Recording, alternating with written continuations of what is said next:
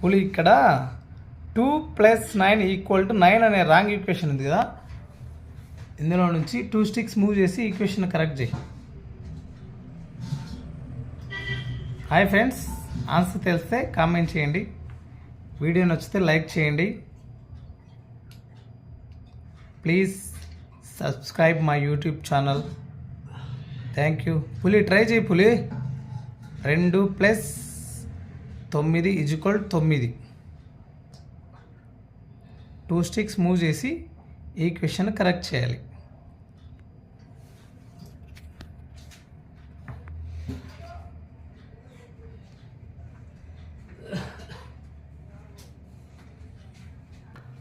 Try చేయి.